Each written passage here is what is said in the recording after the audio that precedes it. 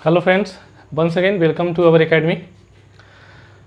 हम लोग ने अभी तक प्रीपोजिशन का टोटल 4 पार्ट कंप्लीट कर चुके हैं और बहुत ही खूबसूरती के साथ लॉजिक के साथ चीज़ों को आगे समझते हुए आगे बढ़ रहे हैं। माय डियर फ्रेंड्स, प्रीपोजिशन आपको पता है कितना इम्पॉर्टेंट है। इम्पॉर्टेंट इन द सेंस आपको एक चीज़ ध्यान में रखना है कि प्रीपोजिशन, देखिए कि मैंने क्लास के शुरुआत में भी कहा था कि प्रीपोजिशन पूरा पढ़ाना किसी भी टीचर की बस की बात नहीं है, क्योंकि आपको पता है कि प्रीपोजिशन का दायरा जो है सीमित नहीं है। प्रीपोजिशन में भी हमारा फ्रेजल वर्ब और कुछ ऐसे वर्ड्स हैं जिसके सस्पेक्ट प्रीपोजिशन का यूज किया जाता है, तो उन सब चीज़ों को बात करें तो लिमिटेड किया जा सकता है। कुछ दायरे हैं जहाँ पर हम लोग को उस चीज़ों को समझने की कोशिश करना होता है, लेकिन अभी जो हम लोग प्रीपोजिशन का चर्चा कर रहे हैं माय डियर फ्रेंड्स, वो हमारा मेन स्तंभ होता है। अगर उसको अच्छी तरह से आप समझ लेते हैं तो फ्री प्रीपोजिशन में आपको 90% जो है प्रॉब्लम क्या होता है आसानी के साथ सॉल्व हो जाता है। जो समझने की कोशिश कीजिएगा। आज बहुत ही हम लोग इम्पॉर्टेंट और बहुत एक प्रीपोजिशन के एक ऐसे कड़ी को देख रहे हैं जो अक्सर हम लोग को कंफ्यूज करता है। हम लोग आज बात कर रहे हैं 2 वर्ड के बारे में। एक हमारे पास वर्ड है ड्यू टू, एक वर्ड है हमारे पास ओइंग टू। दोनों वर्ड को ध्यान से समझिएगा माय डियर फ्रेंड्स। दोनों एक ऐसा प्रीपोजिशन है जो हम लोग को हमेशा कंफ्यूज करता है, और लॉजिक से अगर इसको हम चलें तो कैसे हम लोग सेंटेंस में इसका यूज कर सकते हैं। और ड्यू टू और अगर ओइंग टू की हम लोग बात करते हैं तो के कारण आता है, बिकॉज ऑफ की हम लोग इसके संदर्भ में बात हो जाती है। अब समस्या इस बात का आता है कि सर ये 2 वर्ड है, दोनों वर्ड का मीनिंग तो एक है, बाय मीनिंग एक है, लेकिन हम इसको यूज कहाँ पर करेंगे। तो इसका आंसर आपके पास जो है, इसका क्वेश्चंस में इसका आंसर छिपा हुआ है। ये हमारा टू एक क्या है, प्रीपोजिशन है। ध्यान से समझते हुए चलिएगा। अब प्रीपोजिशन के बाद हम लोग क्या करते हैं, या तो नाउन का प्रयोग करते हैं या तो हम लोग प्रोनाउन लिखते हैं। एक एक बात को समझते हुए चलिएगा, इसका लॉजिक यहीं पर है। तो आपको पता है कि नाउन या प्रोनाउन हमारे पास प्रीपोजिशन के बाद रखा जाता है। ये हमारा कंपलसरी है कि नाउन या प्रोनाउन होना ही चाहिए। अब आपको मैंने बताया था कि ये दोनों को जो रिलेट करते हैं, दोनों वर्ड को अगर मिला दिया जाए तो ये तो या तो एडजेक्टिव बनता है या तो ये एडवर्ब बनता है। ठीक है। अब डिपेंड करता है कि एडजेक्टिव एडवर्ब कब बनता है, कि ये जो हमारा प्रीपोजिशन है ये किसको रिलेट कर रहा है। यानी ये जो वर्ड है हमारे पास, इसको जो रिलेट करेगा वो डिसाइड करेगा कि वो एडजेक्टिव है या एडवर्ब है। ध्यान से समझिएगा। तो सर ये हमारा क्या है, ड्यू जो है एक नाउन है। अब आपको आंसर मिल गया होगा कि सर अगर ये नाउन को रिलेट कर रहा है तो इसका मतलब क्या हो गया कि सर ये एडवर्ब तो नहीं है, ये हमारा क्या है, ये हमारा एडजेक्टिव का काम कर रहा है। अब आंसर आपको यहीं पे मिल गया कि सर अगर ये एडजेक्टिव का काम कर रहा है, अगर ये एडजेक्टिव का काम कर रहा है तो आपको पता है कि एडजेक्टिव किसको किसको क्वालिफाई करता है, या तो ये नाउन को क्वालिफाई करने का काम करता है या तो ये प्रोनाउन को क्वालिफाई करने का काम करता है। ये 2 ही चीज को क्वालिफाई करता है। यानी कि सेंटेंस में जब हम इसका यूज करेंगे तो ये ध्यान में रखना है कि इसका इम्पैक्ट नाउन पे पड़ेगा या तो प्रोनाउन पे पड़ेगा, तीसरा किसी और पे नहीं पड़ेगा। तो वहां हम लोग ड्यू टू का यूज करेंगे। बात समझ रहे हैं। उसी तरह से बात करते हैं, इसकी बात करते हैं my dear friends, owing to का बात करते हैं। तो फिर से आप देख रहे हैं टू एक क्या है, हमारा प्रीपोजिशन है। फिर से हमने बात किया कि प्रीपोजिशन के बाद कंपलसरी हमको क्या लिखना है, नाउन या प्रोनाउन लिखना है, नाउन या प्रोनाउन लिखना है। फिर से हमने क्या किया कि इन दोनों को मिला के क्या बना, ये हमारा बना या तो एडजेक्टिव बनेगा या तो ये एडवर्ब का काम करेगा। ध्यान से समझते हुए चलिएगा। अब डिपेंड करता है कि ये जो वर्ड हमारा प्रीपोजिशन जो वर्ड यानी कि टू है, किसको रिलेट करने का काम कर रहा है, तो इसको रिलेट करने का काम कर रहा है। अब इसको आप देखिएगा ध्यान से माय डियर फ्रेंड्स। तो ओ प्लस ING यानी ओ एक क्या है, एक वर्ब है। अब देखिए जब ये एक वर्ब है तो वर्ब को अगर ये क्वालिफाई कर रहा है तो फिर ये क्या बन गया, ये आपका बन गया क्या, ये तो एडजेक्टिव तो नहीं बन रहा है, क्या बन गया, एडवर्ब बन गया। यानी जैसे ही एडवर्ब के बाद हम लोग किए तो एडवर्ब हमको पता है कि एडवर्ब किसको किसको क्वालिफाई करने का काम करता है, ये बेसिक ही आप लोग को बताया जाता है। ये एडजेक्टिव को क्वालिफाई करने का काम करता है, ये वर्ब को क्वालिफाई करने का काम करता है, ये आपको एडजेक्टिव एडवर्ब को क्वालिफाई करता है, अदर एडवर्ब को भी क्वालिफाई करने का काम करता है। यानी कि अगर हम ओइंग टू का प्रयोग कर रहे हैं माय डियर फ्रेंड, तो सेंटेंस में ये देखना है कि इन तीनों में से किसी एक पर इंपैक्ट पड़ रहा है कि नहीं पड़ रहा है, तो वहां हम लोग ओइंग टू का प्रयोग करेंगे। यानी कि देखिए, हम लोग जो बेसिक जो क्लास हम लोगों ने किया था उसी के थ्रू हम लोगों ने इसको समझने की कोशिश किया।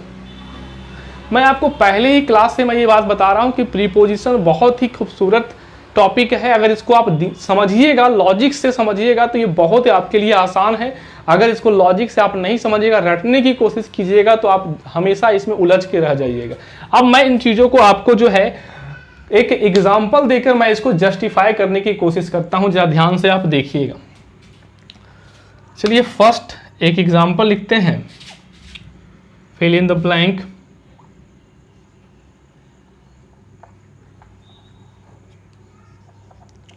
His hard work, he got success। चलिए एक और एग्जाम्पल लिख लें।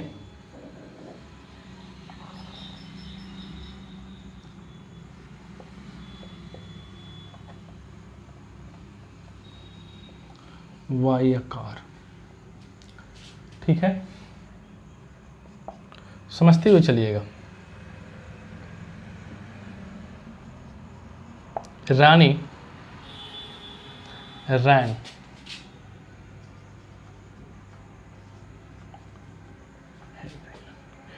एक और एग्जाम्पल आपके लिए ले ले समझने के लिए।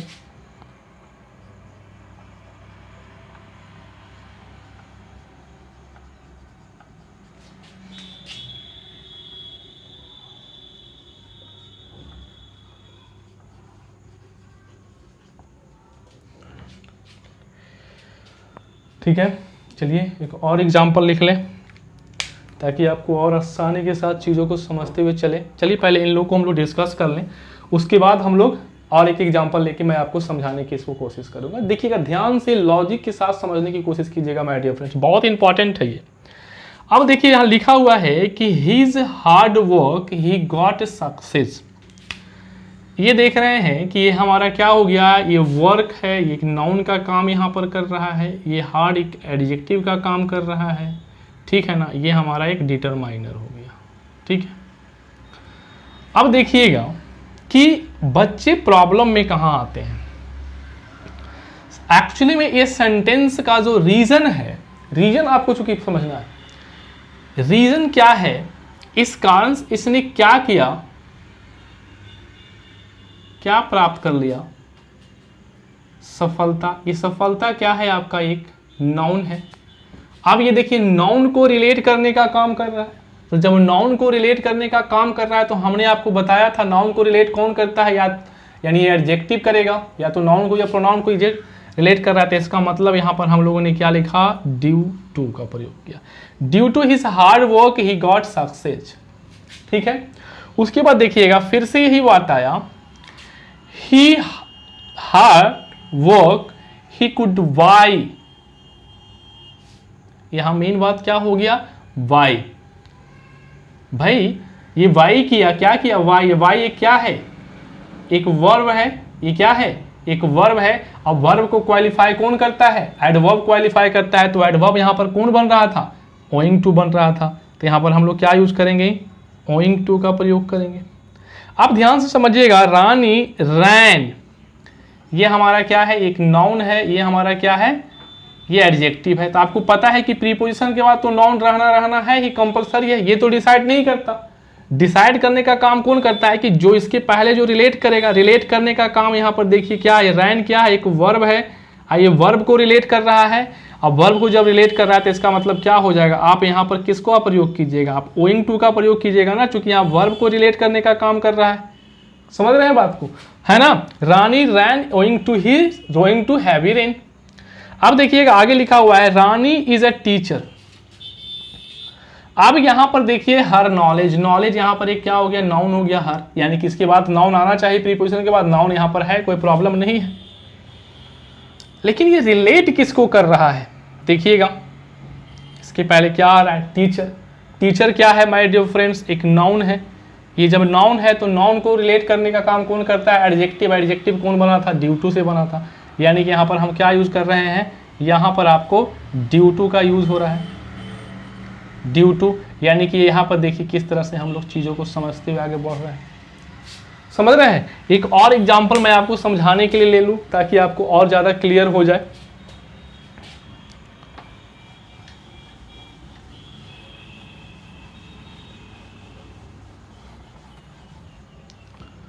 देखिएगा पांचवा एक और एग्जाम्पल, ये आप खुद करना, मैं नहीं करूँगा।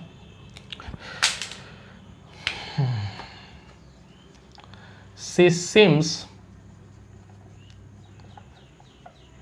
sad. She seems sad.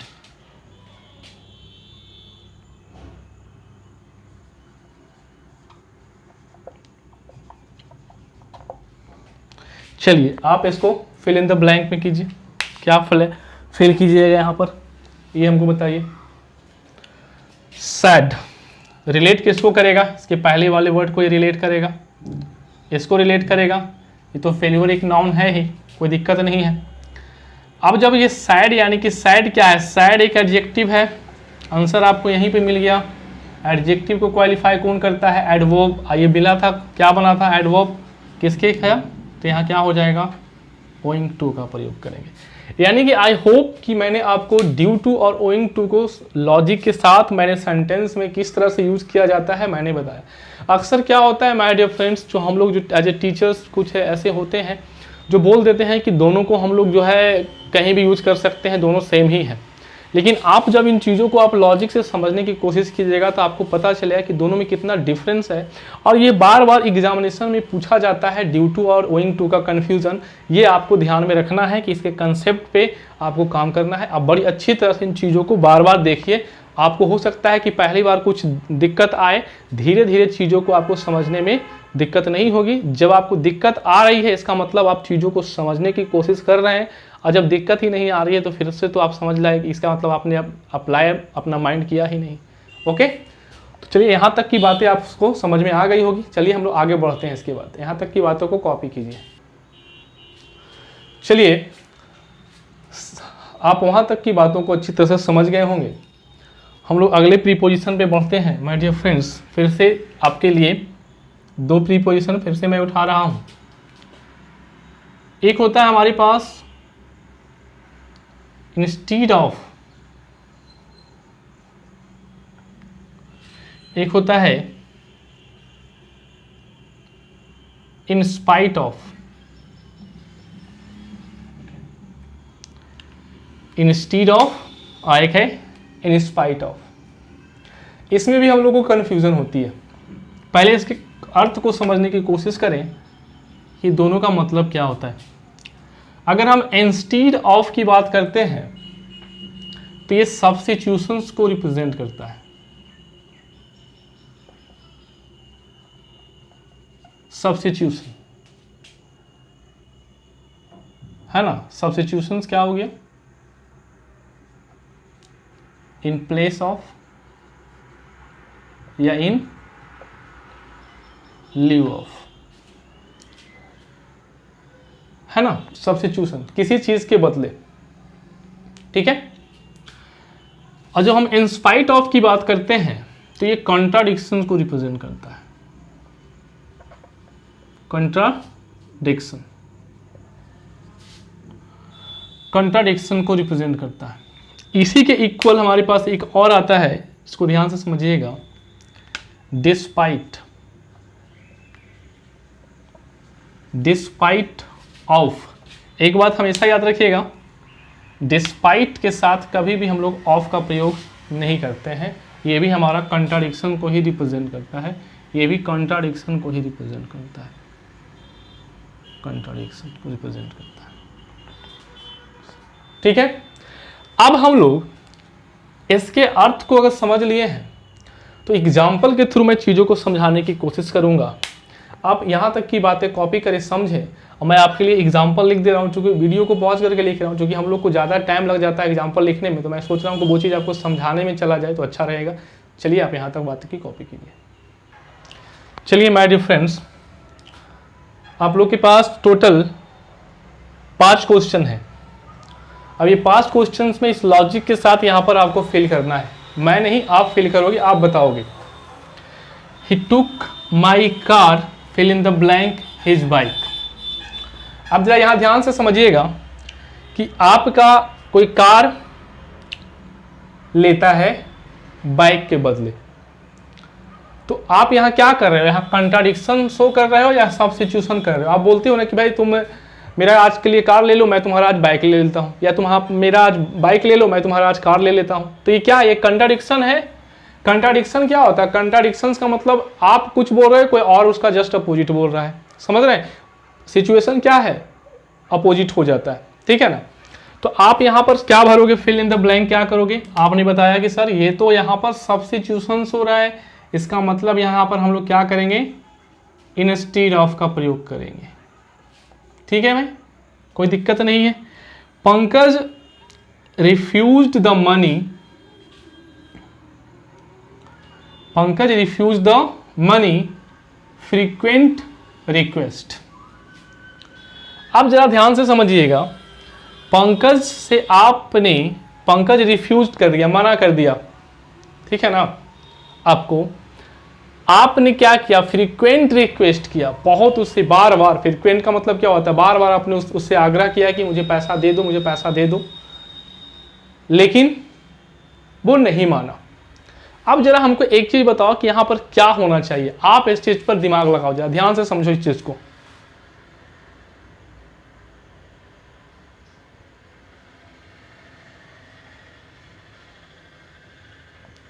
I think आप समझ गए। सर ये क्या शो कर रहा है, ये तो आपके बार बार रिक्वेस्ट करने के बावजूद भी अगर कोई आपको रिफ्यूज कर रहा है, इसका मतलब क्या हो गया कि ये हमारा कंट्राडिक्शन को शो कर रहा है। यानी कि क्या हो गया, इन स्पाइट ऑफ। यहाँ कोई सब्स्टिट्यूशन का तो अर्थ बन नहीं रहा है। आप देख, सेंटेंस को भी देख के पता चल रहा है, तो बड़ा ही आसानी के साथ हम लोग समझते हुए चल रहे हैं। नेक्स्ट सेंटेंस में शायद आप आंसर दोगे, I can tolerate insult flattery. अब देखिए, इंसल्ट भी एक नेगेटिव वर्ड है और फ्लैटरी भी एक नेगेटिव वर्ड है। फ्लैटरी, फ्लैटरी मीन्स क्या होता है, किसी को आप चापलूसी करते हो, है ना। तो आप कहते हो ना कि भाई मुझे बेइज्जती हो जाए लेकिन मैं चापलूसी नहीं करूंगा किसी का, है ना। मैं टॉलरेट माने इंसल्ट बर्दाश्त कर सकता हूँ, ठीक है ना, लेकिन बेइज्जती बर्दाश्त माने किसी का चापलूसी मुझे बर्दाश्त नहीं। अब जरा यहाँ ध्यान से समझिएगा, इंसल्ट के, चापलूसी की जगह पर आप क्या बर्दाश्त करना चाह रहे हो, इंसल्ट को। तो इसका मतलब क्या कर रहे हो आप, इन प्लेस या इन ल्यू ऑफ की बात कर रहे हो। तो यहाँ पर क्या हो जाएगा, इन स्टीड ऑफ हो गया, इन स्टीड ऑफ, है ना। Rahul can tolerate insult instead of flattery, ठीक है ना। उसके बाद जरा ध्यान से समझिएगा, यहाँ फिल इन द ब्लैंक शुरू में है, his bad health he kept on teaching. देखिए, उसका हेल्थ खराब था, बीमार था, वो स्थिति उसका ठीक नहीं था, लेकिन तब पर भी वो क्या कर रहा है, पढ़ा रहा है। तो एक चीज बताओ कि क्या ये सब्स्टिट्यूशन का सेंस दे रहा है, नहीं। ये हेल्थ खराब है उसका जस्ट अपोजिट चल रहा है कि भाई हेल्थ खराब है, तो हेल्थ खराब में हम लोग क्या करते हैं, आराम से घर पे सोते हैं, है ना, आराम करते हैं, रेस्ट करते हैं। लेकिन उसके यहाँ पर ये कर क्या रहा है, पढ़ा रहा है। इसका मतलब ये क्या कर रहा है, कंट्राडिक्ट कर रहा है। यहां पर क्या हो जाएगा, इन spite of, in spite of his bad health he kept on teaching. आप यहां चाहो तो डिस्पाइट भी लिख सकते हो, डिस्पाइट, या डिस्पाइट के साथ ऑफ मत लगा देना। बच्चे क्या करते हैं, डिस्पाइट ऑफ उनको बोलने में अच्छा लगता है, तुरंत डिस्पाइट ऑफ। अभी मैंने आपको बताया था कि इन स्पाइट ऑफ और डिस्पाइट, ठीक है ना, किस इंस्पाइट ऑफ होगा, डिस्पाइट के साथ ऑफ नहीं लगता, तो आप यहाँ डिस्पाइट भी लिख सकते हो। तो क्या होगा, in spite of his bad health he kept on teaching. Next क्या है, विंग पुअर ही सीम्स हैप्पी। गरीब है लेकिन उसके बावजूद भी वो जो है ना खुश दिखता है।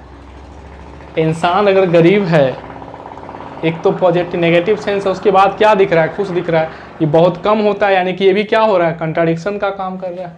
तो यहाँ से भी हम लोग क्या करेंगे, इन स्पाइट ऑफ का प्रयोग करेंगे, इन स्पाइट ऑफ। तो I hope my dear friends कि आपको मैंने in spite of, instead of का मतलब समझा पाया। कभी भी इन दोनों का प्रयोग सेंटेंस में आप करोगे तो आप आसानी के साथ अब चीज़ों को समझ के, उसके अर्थ को समझ के आप आराम से इसको क्या कर सकते हो, उसका प्रयोग आप कर सकते हो। समझ रहे हो बात को? आई थिंक आपको अच्छा लग रहा है, मज़ा आ रहा है। मैं आगे भी कंटिन्यू करूं? चलिए कुछ और बातें मैं आपसे आज कर लेता हूं, ठीक है ना? यहां तक की बातों को कॉपी करें। चलिए एक और ले लेते हैं आज के लिए, लास्ट हमारा प्रीपोजिशन। एक वर्ड है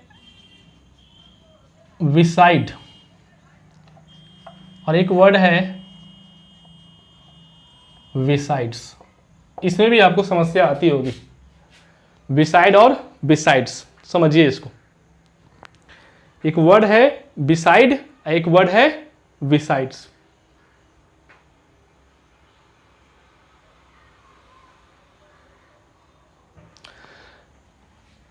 अगर हम बिसाइड की बात करते हैं माय डियर फ्रेंड्स, तो इसका अर्थ को जब समझें तो होता है वाई द साइड ऑफ, यानी ये प्लेस की बात कर रहा है। और बिसाइड्स की बात करते हैं तो ये जो है इन एडिशन टू, इसके अलावे, इन एडिशन टू की बात कर रहा है। अब इसको हम एक छोटा सा 2 एग्जांपल लेके मैं इसको समझाना चाहूंगा आपको भरना है फिल इन द ब्लैंक। हमने एक सेंटेंस लिखा, Rahul lives, fill in the blank. चलिए यहां पर मैंने आपको ऑप्शन ही मैं दे दूंगा आपको,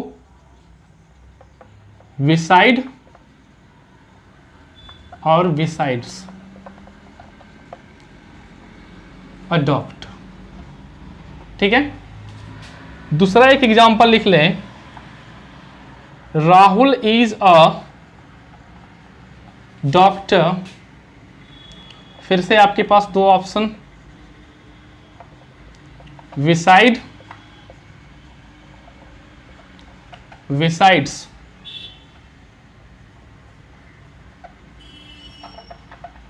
प्रोफेसर। चलिए क्या भरेंगे आप, बिसाइड या बिसाइड्स? कंफ्यूजिंग होता है ये, सेंस को समझिए। राहुल लिव्स, लिव्स की जब बात करेंगे तो क्या होगा, कोई प्लेस की ही बात किया जा रहा है, कोई जगह की बात किया जा रहा है ना? तो यहां पर क्या लिखोगे आप, बिसाइड या बिसाइड्स? डेफिनेटली आप क्या लिखोगे, बिसाइड, क्योंकि प्लेस की बात किया जा रहा है ना? ठीक है। वाई द साइड ऑफ, जिस मैंने बगल में आप बोलते हो ना कि मेरे बगल में, मैंने एक राहुल जो एक डॉक्टर, उस डॉक्टर के बगल में रहता है, ऐसा बोलते हो कि नहीं बोलते हो आप? तो वहां पर बिसाइड का प्रयोग। अब मैंने बोला Rahul is a doctor, Rahul एक डॉक्टर है, इसके अलावे प्रोफेसर भी है। तो अब बताओ बिसाइड या besides? Beside, in addition to, in addition to. Are you getting? तो आई थिंक बिसाइड और बिसाइड्स के अर्थ को आप लोगों ने अच्छी तरह से समझ लिया होगा। आज हम लोगों ने क्या क्या सीखा? हम लोगों ने ओइंग टू, ड्यू टू का मतलब समझा, कहाँ कैसे प्रयोग करना है। उसके बाद मैंने इंस्टीड ऑफ और इन स्पाइट ऑफ का बात किया मैंने आपको। फिर आपको मैंने बिसाइड और बिसाइड्स के बारे में डिफरेंस बताया, ठीक है। तो आई होप कि ये ऐसे प्रीपोजिशन थे माय डियर फ्रेंड्स कि अक्सर हम लोग उसका जब यूज सेंटेंस में करने की कोशिश करते हैं तो हम लोग कन्फ्यूज कर जाते हैं। और मैंने उन चीज़ों को आपको लॉजिक समझाने की कोशिश किया कि उसके पीछे का क्या वजह होता है और किस तरह से हमको सेंटेंस में उसको लिखना है। अब देखिए आप कॉम्पिटिटिव लेवल की तैयारी कर रहे हो तो इतना तो आपके पास कॉमन सेंस होना चाहिए आपके पास कि सेंटेंस के मीनिंग को समझ के चीज़ों को आपको कोरिलेट करने की कोशिश करनी होगी, ठीक है। और अच्छी तरह से समझते हुए चलिए। और मैं एक बार आपसे फिर बोलूँगा कि अभी तक आपने मेरा चैनल को सब्सक्राइब नहीं किया है तो सब्सक्राइब करें, शेयर करें, क्योंकि देखिए आपका एक छोटा सा क्लिक जो है हम लोग को बहुत हौसला देता है। और ये जो मेहनत कर रहे हैं वो आप ही लोग के लिए है, क्योंकि एक ऐसा सिचुएशन अभी चल रहा है कि जिसमें हम लोग घर से बाहर नहीं निकल रहे हैं, बहुत कम ही निकले, क्योंकि जो कोरोना वायरस का जो अफेक्ट है अभी तक ख़त्म नहीं हुआ है और दिनों दिन उसका केस जो है बढ़ते हुए जा रहा है। तो for your convenience my dear friends, मैं इस चीज़ को कर रहा हूँ और रेगुलर वीडियो डाल रहा हूँ। तो ये आपका भी एक छोटा सा फ़र्ज़ बनता है कि लाइक, कमेंट और शेयर ज़रूर करें, इससे हम लोग को हौसला मिलता है। अब अगर आपको किसी भी टॉपिक में कन्फ्यूज़न होता है कहीं भी तो आप ज़रूर कमेंट करके हमें बताएं, ताकि मैं आपको और उसको बेहतर करके बताने की कोशिश करूं। चलिए मिलते हैं अगले वीडियो में, तब तक के लिए बाय बाय।